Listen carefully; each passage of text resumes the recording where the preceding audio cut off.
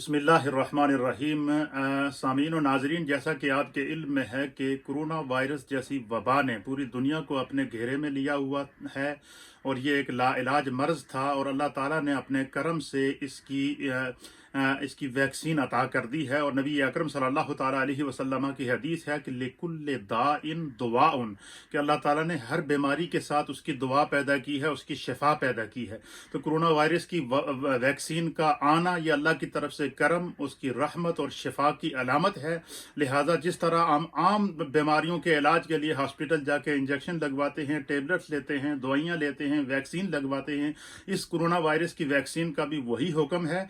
लिहाजा इस वैक्सीन को लगवाएं और लोगों की सोशल मीडिया की और लोगों के प्रोपोगंडे के ऊपर कान न धरें। इस वैक्सीन को लगाएं, ये अपनी जान को बचाएं।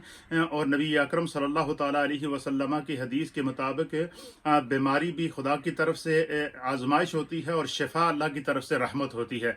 तो इस आजमाइश से गुजरने के बाद हमें वैक्सीन की एक शिफा की सूरत में अल्लाह की तरफ से ये रहमत और करम का अतिया है।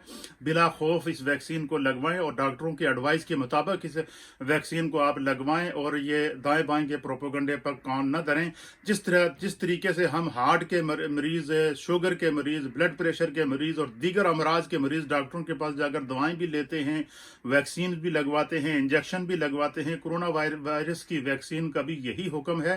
लिहाजा बिला तरद्दुद इस वैक्सीन को लगवाएं और अपनी जान की हिफाजत कीजिए। अल्लाह फरमाता है कि अपने हाथों से अपने आप को हलाकत में न डालो। और यकीनन जो है वो अगर वैक्सीन आ गई है तो उसके बावजूद अगर हम वैक्सीन न लगवाएंगे तो हम अपने आप को हलाकत में डालेंगे और ये तबाही की अलामत होगी। अल्लाह ताला हमें दीन समझने की तौफीक अता फरमाए।